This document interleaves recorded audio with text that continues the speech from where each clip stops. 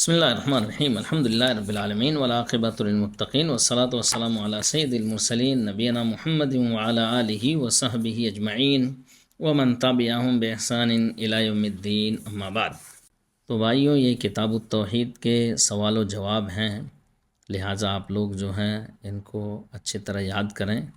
تو سوال و جواب جو ہیں ہم لوگ سنتے ہیں۔ سب سے پہلا سوال، توحید کی کیا تعریف ہے؟ جواب: اللہ تعالیٰ کو اس کے کاموں اور اس کے حقوق میں اکیلا سمجھنا۔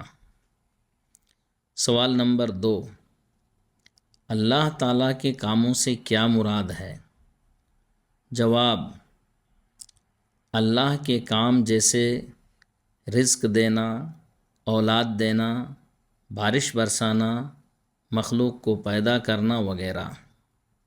سوال نمبر 3، اللہ تعالیٰ کے حقوق سے کیا مراد ہے؟ جواب: اللہ تعالیٰ کے حقوق سے مراد صرف اسی کی عبادت کی جائے اور اس کے ساتھ کسی اور کی عبادت نہ کی جائے۔ سوال نمبر 4، اللہ تعالیٰ نے ہم کو کس لیے پیدا کیا؟ جواب: اللہ تعالیٰ نے ہم کو صرف اسی کی عبادت کے لیے پیدا کیا۔ اللہ تعالیٰ کا ارشاد ہے: وَمَا خَلَقْتُ الْجِنَّ وَالْإِنسَ إِلَّا لِيَعْبُدُونَ، میں نے جنوں اور انسانوں کو صرف اس لیے پیدا کیا کہ وہ میری ہی عبادت کریں۔ سوال نمبر 5، توحید عبادت کسے کہتے ہیں؟ جواب: تمام ظاہری اور باطنی اقوال و اعمال جو اللہ تعالیٰ کو پسند ہیں انہیں صرف اللہ تعالیٰ کے لیے کیا جائے اور کسی دوسرے کو اس کے ساتھ شریک نہ کیا جائے، اسے توحید عبادت کہتے ہیں۔ مثلا نماز، سجدہ، قربانی، نذر و نیاز، طواف، دعا، فریاد، مدد مانگنا، پناہ طلب کرنا، اطاعت و فرما برداری وغیرہ، یہ تمام صرف اللہ تعالیٰ کا حق ہے۔ ان میں اللہ کے ساتھ کسی اور کو شریک کر لینا شرک اکبر ہے۔ سوال نمبر 6، شرک کی کیا تعریف ہے؟ جواب: کسی دوسرے کو اللہ کے حقوق میں شریک کر لینا شرک ہے۔ سوال نمبر 7، شرک کی کتنی قسمیں ہیں؟ جواب: شرک کی 2 قسمیں ہیں، شرک اکبر اور شرک اصغر۔ سوال نمبر 8، شرک اکبر کے مرتکب کی کیا سزائیں ہیں؟ اس کی درج ذیل سزائیں ہیں۔ نمبر 1، شرک اللہ تعالیٰ کے ساتھ سب سے بڑا ظلم ہے، کیونکہ اس میں بندہ اللہ کے حق کو چھین کر دوسرے کو دیتا ہے۔ اللہ تعالیٰ کا ارشاد ہے: ان الشرک لظلم عظیم، حقیقت یہ ہے کہ شرک بہت بڑا ظلم ہے۔ نمبر 2، شرک اکبر انسان کو دائرہ اسلام سے خارج کر دیتا ہے۔ نمبر 3، مشرک آدمی اگر شرک کی حالت میں مر گیا تو ہمیشہ کے لیے اس پر جنت حرام ہے۔ اللہ تعالیٰ کا ارشاد ہے: انہ من یشرک باللہ فقد حرم اللہ علیہ الجنہ، بے شک جو اللہ کے ساتھ کسی دوسرے کو شریک ٹھہرائے گا تو اللہ رب العالمین نے اس پر جنت حرام کر دی ہے۔ نمبر 4، حالت شرک میں مرنے والے کے لیے دعائے مغفرت منع ہے۔ اللہ تعالیٰ کا ارشاد ہے: ما کان للنبی والذین آمنوا ان یستغفروا للمشرکین ولو کانوا اولی قربی من بعد ما تبین لهم انہم اصحاب الجحیم، نبی اور ایمان والوں کے لیے مناسب نہیں ہے کہ وہ مشرکوں کے لیے بخشش طلب کریں، خواہ وہ ان کے قریبی رشتہ دار ہی کیوں نہ ہوں، جبکہ ان پر یہ بات واضح ہو چکی ہے کہ مشرکین دوزخی ہوتے ہیں۔ سوال نمبر 9، اللہ تعالیٰ کا بندوں پر کیا حق ہے اور بندوں کا اللہ تعالیٰ پر کیا حق ہے؟ اللہ تعالیٰ کا حق بندوں پر یہ ہے کہ وہ صرف اللہ کی عبادت کریں اور اس کے ساتھ کسی کو شریک نہ کریں۔ بندوں کا حق اللہ تعالیٰ کے ذمے یہ ہے کہ جو بندہ اللہ تعالیٰ کے ساتھ کسی کو شریک نہ کرے، اللہ تعالیٰ اسے عذاب نہ دے۔ سوال نمبر 10، شرک اصغر کی کیا تعریف ہے؟ جواب: شرک اصغر بعض ارادے، اقوال اور افعال جن کے لیے احادیث میں شرک کا لفظ استعمال ہوا ہے لیکن وہ شرک اکبر کی حد تک نہ پہنچے۔ شرک اصغر آدمی کو اسلام سے خارج نہیں کرتا ہے، البتہ بندے کی توحید میں کمی پیدا کر دیتا ہے، اور شرک اصغر شرک اکبر تک پہنچنے کا وسیلہ ہے۔ سوال نمبر 11، حلال و حرام میں کسی کی تقلید کا کیا حکم ہے؟ جواب: حلال و حرام میں کسی کی بھی تقلید کرنا یہ اس کی عبادت ہے جو کہ شرک ہے، کیونکہ اللہ تعالیٰ نے حلال و حرام کا اختیار اپنے نبی کو بھی نہیں دیا ہے۔ سوال نمبر 12، رسولوں کو بھیجنے اور آسمان سے کتابیں اتارنے کا کیا مقصد ہے؟ جواب: شرک کو ختم کرنا اور اللہ تعالیٰ کی توحید کو قائم کرنا۔ سوال نمبر 13، لا الہ الا اللہ کا معنی کیا ہے؟ جواب: لا الہ الا اللہ کا معنی اللہ کے سوا کوئی سچا معبود نہیں ہے، یعنی ہر طرح کی عبادت کا حقدار صرف اللہ تعالیٰ ہی ہے۔ سوال نمبر 14، محمد الرسول اللہ کا مفہوم کیا ہے؟ جواب: محمد الرسول اللہ صلی اللہ علیہ وسلم کا مفہوم یہ ہے کہ رسول اللہ صلی اللہ علیہ وسلم پر ایمان رکھنا، رسول اللہ صلی اللہ علیہ وسلم نے جو خبر دی ہے اس کی تصدیق کرنا، رسول اللہ صلی اللہ علیہ وسلم نے جس کا حکم دیا ہے اس کی اطاعت کرنا اور جس کام سے روکا ہے اس سے رک جانا، رسول اللہ صلی اللہ علیہ وسلم کی حکم کی تعظیم کرنا، رسول اللہ صلی اللہ علیہ وسلم کی بات کے ساتھ کسی اور کی بات کو نہ رکھنا۔ سوال نمبر 15، توحید والوں کے کتنے درجے ہیں؟ جواب: توحید والوں کے 3 درجے ہیں: مستحب توحید والے، واجب توحید والے، توحید کے ساتھ شرک کے علاوہ دوسرے گناہ کرنے والے۔ مستحب توحید والے وہ لوگ ہیں جو ہر بھلائی میں آگے رہتے ہیں اور فرض کے ساتھ ساتھ نوافل کا بھی اہتمام کرتے ہیں، جنت میں ان کا سب سے اونچا درجہ ہوگا۔ اللہ تعالی ہم سب کو ان میں سے بنائے، آمین۔ واجب توحید والے وہ لوگ ہیں جو صرف فرائض کا اہتمام کرتے ہیں اور شرک و بدعات اور نافرمانیوں سے بچتے رہتے ہیں۔ ان دونوں قسموں کے لوگ جنت میں بغیر حساب اور بغیر عذاب کے داخل ہوں گے۔ توحید کے ساتھ شرک کے علاوہ دوسرے گناہ کرنے والے یہ لوگ جنت میں شروع ہی میں داخل نہیں ہوں گے بلکہ حساب اور عذاب کے بعد جنت میں داخل ہوں گے۔ سوال نمبر 16، بندہ کب بغیر حساب اور بغیر عذاب کے جنت میں داخل ہوگا؟ جواب: اگر بندہ اپنی توحید کو شرک، بدعات اور گناہوں سے پاک رکھے گا تو وہ جنت میں بغیر حساب اور بغیر عذاب کے داخل ہوگا۔ سوال نمبر 17، امت محمدیہ کے 70,000 لوگ بغیر حساب اور بغیر عذاب کے جنت میں داخل ہونے والے ہیں، ان کی کیا صفات ہیں؟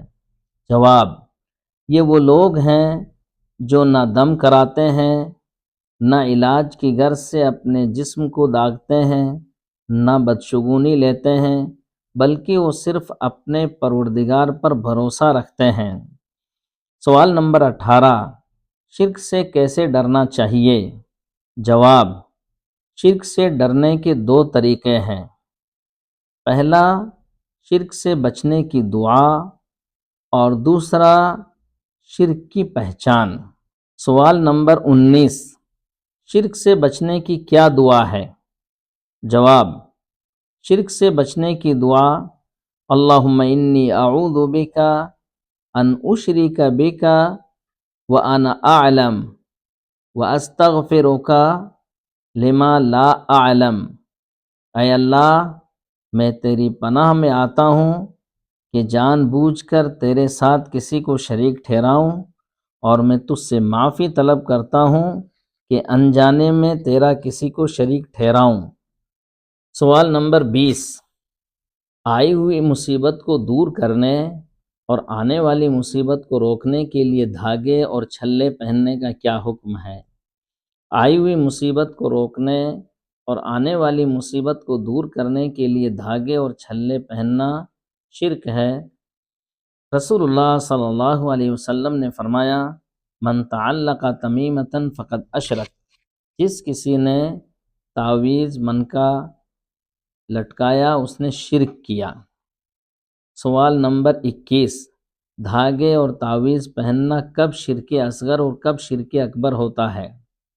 جواب، نمبر 1، اگر کوئی آدمی یہ عقیدہ رکھے کہ اصل شفا دینے والا تو اللہ تعالیٰ ہے، یہ دھاگے اور تعویذ شفا کے اسباب ہیں، تو یہ شرک اصغر ہے، کیونکہ اس نے ایسی چیز کو سبب بنایا جس کو اللہ تعالیٰ نے شرعی اور کائناتی نظام میں سبب نہیں بنایا، اس لیے یہ شرک اصغر ہوا، اور یہ شرک اکبر تک پہنچنے کا وسیلہ ہے۔ نمبر 2، اگر کسی آدمی کا یہ عقیدہ ہو کہ یہ دھاگے یا تعویذ بذات خود اثر رکھتے ہیں اور شفا دیتے ہیں، تو یہ شرک اکبر ہے، کیونکہ شفا کا مالک صرف اللہ رب العالمین ہے۔ سوال نمبر 22، رسول اللہ صلی اللہ علیہ وسلم نے بیماری سے شفا کے لیے ایک آدمی کے ہاتھ میں پیتل کا چھلا دیکھا تو رسول اللہ صلی اللہ علیہ وسلم نے اس سے کیا فرمایا؟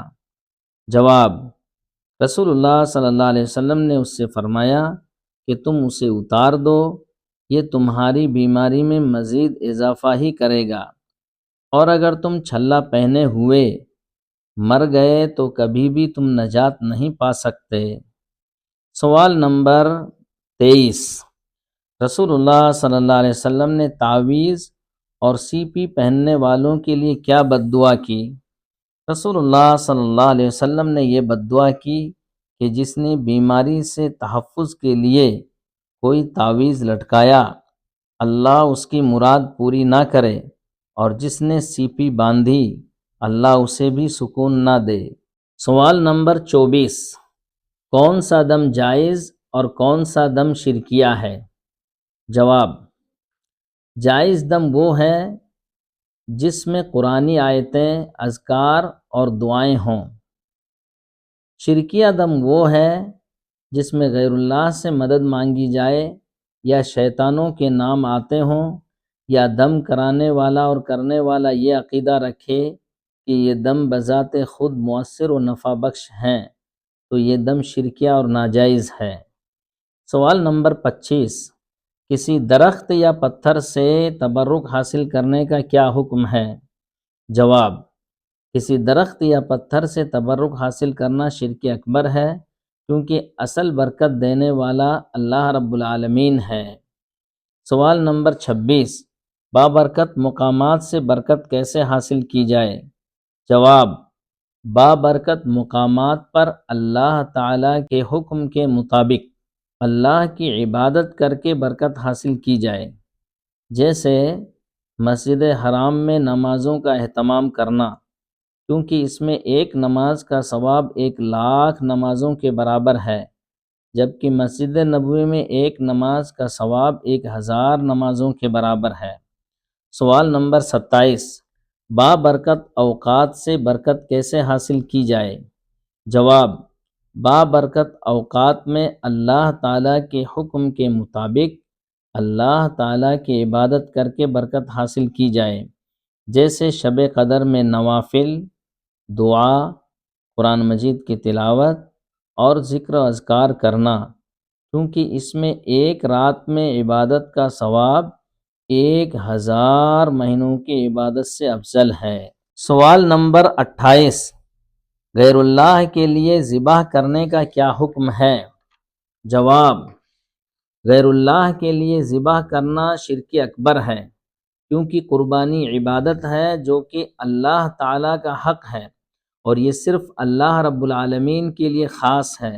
اللہ رب العالمین کا ارشاد ہے، فَصَلِّ لِرَبِّكَ وَانْحَرْ۔ تو محمد صلی اللہ علیہ وسلم آپ صرف اپنے رب ہی کے لیے نماز پڑھیے اور اسی کے لیے قربانی کیجیے۔ سوال نمبر 29، جس جگہ غیر اللہ کے نام پر جانور ذبح کیے جاتے ہوں وہاں اللہ کے نام پر جانور ذبح کرنے کا کیا حکم ہے؟ جواب: وہاں اللہ کے نام پر بھی جانور ذبح کرنا جائز نہیں ہے، کیونکہ یہ شرک کا ذریعہ اور اس کا راستہ ہے۔ سوال نمبر 30، غیر اللہ کے لیے نظر ماننے کا کیا حکم ہے؟ جواب: غیر اللہ کے لیے نظر ماننا شرک اکبر ہے، کیونکہ نظر عبادت ہے جو صرف اللہ رب العالمین کے لیے خاص اور اسی کا حق ہے۔ سوال نمبر 31، غیر اللہ سے پناہ مانگنے کا کیا حکم ہے؟ غیر اللہ سے پناہ مانگنا شرک اکبر ہے، کیونکہ پناہ عبادت ہے اور ہر قسم کی عبادت کا حقدار صرف اللہ رب العالمین ہے۔ سوال نمبر 32، جو پناہ اللہ رب العالمین کے ساتھ خاص ہے اس کی وضاحت کیجیے۔ جواب: جو پناہ اللہ رب العالمین کے لیے خاص ہے اس میں ظاہری عمل اور باطنی عمل دونوں شامل ہیں۔ ظاہری عمل تو پناہ لینا، شر سے بچنا اور نجات پانا ہے۔ باطنی عمل یہ ہے کہ جس سے پناہ مانگی جا رہی ہے اس سے دلی لگاؤ رکھنا، اپنی بے چارگی اور حاجت اس کے سامنے پیش کرنا اور اپنی نجات کا معاملہ بھی اسی کے سپرد کر دینا۔ لہٰذا یہ پناہ اللہ رب العالمین کے ساتھ خاص ہے، اس کے سوا کسی سے یہ پناہ مانگنا شرک اکبر ہے۔ سوال نمبر 33، مخلوق سے کون سی پناہ مانگنا جائز ہے؟ جواب: جو چیز مخلوق کے بس میں ہے اس کی پناہ مخلوق سے مانگنا جائز ہے، مگر اس شرط کے ساتھ کہ ظاہری طور پر مخلوق سے پناہ مانگی جائے اور دلی رجحان اور لگاؤ اللہ رب العالمین ہی کی طرف ہو، مخلوق سے نہ ہو، اور یہ حسن ظن ہو کہ یہ بندہ تو صرف ایک سبب ہے، حقیقت میں پناہ دینے والا اللہ رب العالمین ہی ہے، تو یہ پناہ مانگنا مخلوق سے جائز ہے۔ سوال نمبر 34، جن و شیاطین اور تکلیف دہ جانوروں کے شر سے اللہ کی پناہ میں آنے کی کیا دعا ہے؟ جواب: یہ دعا ہے، اعوذ بکلمات اللہ التامات من شر ما خلق۔ میں اللہ کے تمام کلمات کی پناہ چاہتا ہوں ہر اس چیز کے شر سے جو اس نے پیدا کی ہے۔ سوال نمبر 35، فریاد کرنے کا کیا معنی ہے؟ جواب: سخت مصیبت زدہ انسان ہلاکت سے بچنے کے لیے کسی کو پکارے۔ سوال نمبر 36، مخلوق سے فریاد کرنا کب شرک اکبر ہوتا ہے اور کب جائز ہوتا ہے؟ جواب: مخلوق سے ان چیزوں میں فریاد کرنا جو مخلوق کے بس اور طاقت سے باہر ہوں، بلکہ وہ صرف اللہ کی قدرت میں ہوں، جیسے کوئی مردے سے فریاد کرے کہ اس کی پریشانی کو ختم کر دے، یا غائب سے شفا طلب کرے، یا کوئی زندہ اور حاضر آدمی سے بارش کی فریاد کرے، تو یہ تمام چیزیں شرک اکبر ہیں۔ اور مخلوق سے ایسی چیزوں میں فریاد کرنا جو مخلوق کی قدرت اور طاقت میں ہوں، تو یہ فریاد اور مدد طلب کرنا جائز ہے۔ سوال نمبر 37، غیر اللہ کو پکارنے کا کیا حکم ہے؟ جواب: غیر اللہ کو پکارنا شرک اکبر ہے۔ اللہ رب العالمین کا ارشاد ہے، وَمَنْ أَضَلُّ مِمَّنْ يَدْعُو مِن دُونِ اللَّهِ مَن لَّا يَسْتَجِيبُ لَهُ إِلَىٰ يَوْمِ الْقِيَامَةِ وَهُمْ عَن دُعَائِهِمْ غَافِلُونَ۔ اور اس شخص سے زیادہ گمراہ اور کون ہوگا جو اللہ کو چھوڑ کر ان کو پکارے جو قیامت تک اس کی پکار کا جواب نہیں دے سکتے اور وہ ان کی پکار سے غافل اور بے خبر ہیں۔ سوال نمبر 38، سوال اور عبادت کے اعتبار سے دعا کی کتنی قسمیں ہیں؟ جواب: سوال اور عبادت کے اعتبار سے دعا کی دو قسمیں ہیں۔ نمبر 1، سوال کے اعتبار سے دعا، یعنی ہم ہاتھ پھیلا کر مانگتے اور طلب کرتے ہیں کہ ہماری دنیا و آخرت کی پریشانیاں دور ہو جائیں اور بھلائیاں حاصل ہوں۔ نمبر 2، عبادت کے اعتبار سے دعا یہ ہے کہ ہم نماز، روزہ اور جو بھی عبادت کے کام کرتے ہیں تاکہ ہمیں دنیا اور آخرت کی بھلائیاں حاصل ہوں اور پریشانیوں سے بچیں۔ یہ دونوں دعائیں اللہ رب العالمین کا حق ہے۔ اگر ہم ان دعاؤں کو کسی غیر اللہ کے لیے کرتے ہیں تو یہ شرک اکبر ہے۔ رسول اللہ صلی اللہ علیہ وسلم نے فرمایا، الدعاء هو العبادہ، دعا ہی عبادت ہے۔ سوال نمبر 39، یا غوث المدد، یا علی المدد، یا خواجہ المدد کہنے کا کیا حکم ہے؟ جواب، یہ کہنا شرک اکبر ہے اور اس طریقے سے پکارنے سے آدمی اسلام سے خارج ہو جاتا ہے، چونکہ مدد طلب کرنا عبادت ہے جو کہ اللہ کا حق ہے اور ہم نے اللہ کے حق کو دوسروں کو دے دیا۔ سوال نمبر 40، رسول اللہ صلی اللہ علیہ وسلم نے اپنی بیٹی فاطمہ رضی اللہ عنہا سے کیا کہا اور اس سے ہمیں کیا بات معلوم ہوتی ہے؟ جواب، رسول اللہ صلی اللہ علیہ وسلم نے اپنی بیٹی فاطمہ سے فرمایا کہ اے میری پیاری بیٹی، دنیا میں میرے پاس جو مال ہے اس میں سے جو مانگنا چاہے مانگ لے، لیکن میں آخرت میں تیرے کوئی کام نہیں آ سکوں گا۔ اس سے ہمیں یہ بات معلوم ہوئی کہ جب رسول اللہ صلی اللہ علیہ وسلم اپنی پیاری بیٹی کے کام نہیں آ سکتے ہیں تو آخرت میں دوسروں کو اللہ کے عذاب سے کیسے چھڑا سکتے ہیں؟ سوال نمبر 41، قرآنی دلائل سے معبودان باطلہ کی عاجزی اور بے بسی کی وضاحت کیجیے۔ جواب، نمبر 1، علم میں بے بس اور عاجز ہیں۔ اللہ تعالیٰ کا ارشاد ہے، وَهُمْ عَنْ دُعَائِهِمْ غَافِلُونَ، ان کو تو پکارنے والوں کی پکار کا بھی پتہ نہیں ہے۔ نمبر 2، طاقت میں عاجز اور بے بس ہیں۔ اللہ رب العالمین کا ارشاد ہے، لا يستطيعون نصركم ولا انفسهم ينصرون، نہ تمہاری مدد کر سکتے ہیں اور نہ ہی خود اپنی مدد کر سکتے ہیں۔ نمبر 3، ملکیت میں عاجز اور بے بس ہیں۔ اللہ رب العالمین کا ارشاد ہے، لا يملكون مثقال ذرہ، وہ تو ایک ذرے کے بھی مالک نہیں ہیں۔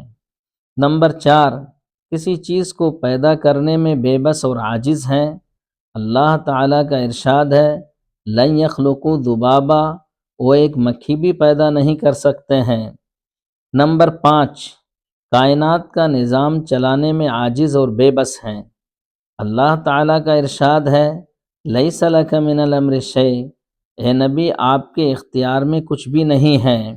جب نبی کے اختیار میں کچھ نہیں ہے جو اللہ کے سب سے بڑے محبوب ہیں تو دوسروں کے اختیار میں کیا ہو سکتا ہے؟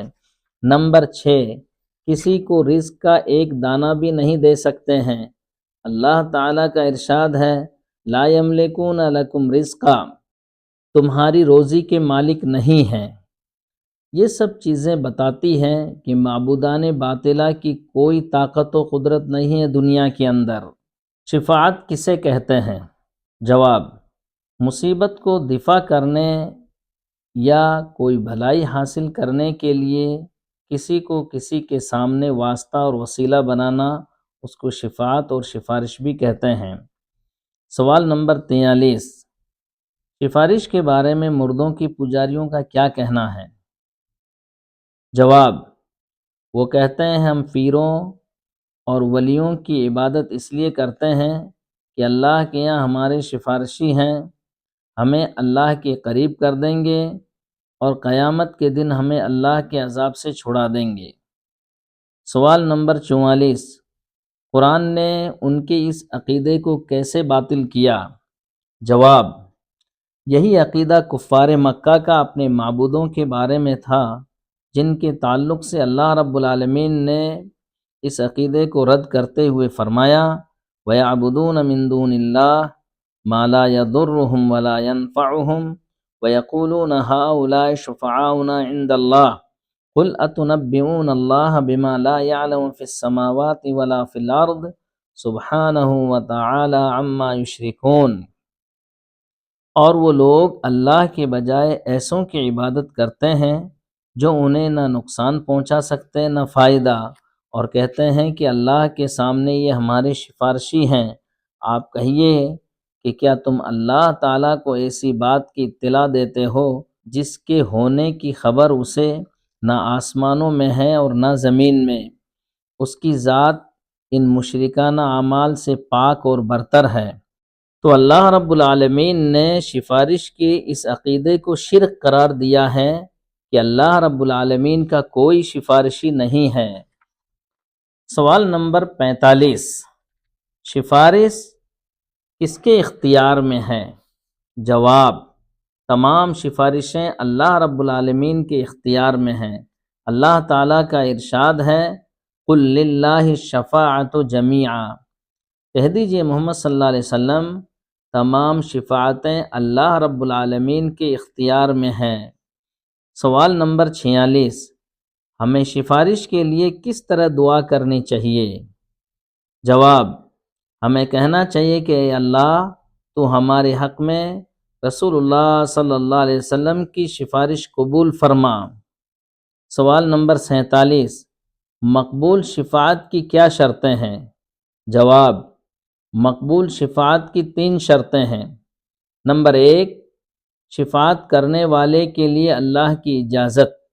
اللہ تعالیٰ کا ارشاد ہے: من ذا الذی یشفع عندہ الا بإذنہ، کون ہے جو اس کی جناب میں اس کی اجازت کے بغیر ہی سفارش کر سکے؟ نمبر 2، شفاعت پانے والے کے لیے اللہ کی اجازت۔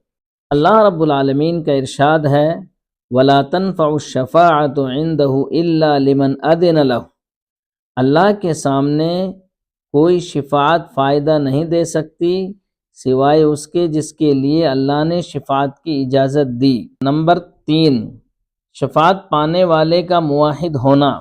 رسول اللہ صلی اللہ علیہ وسلم نے فرمایا: اسعد الناس بشفاعتی یوم القیامہ من قال لا الہ الا اللہ خالصا من قلبی، قیامت کے روز میری شفاعت کا سب سے زیادہ حقدار وہ شخص ہوگا جس نے خلوص دل سے لا الہ الا اللہ کہا ہوگا۔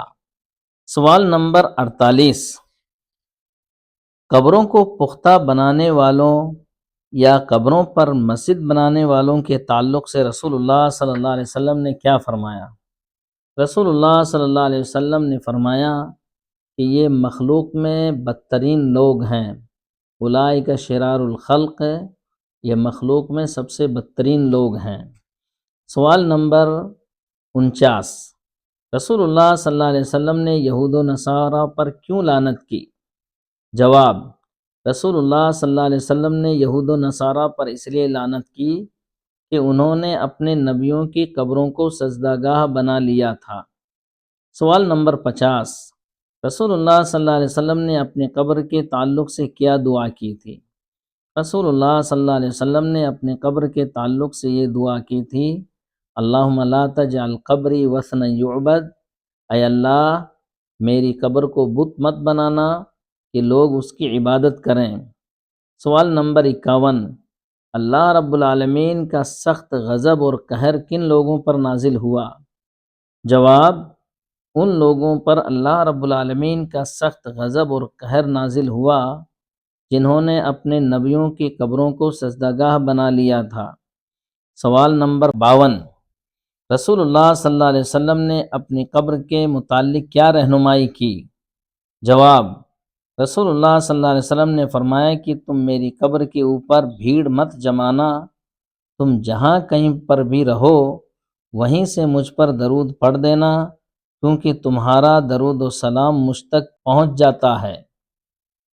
صلی اللہ علیہ نبینا محمد وعلی آلہ وصحبہ اجمعین، جزاکم اللہ خیرا، والسلام علیکم ورحمۃ اللہ وبرکاتہ۔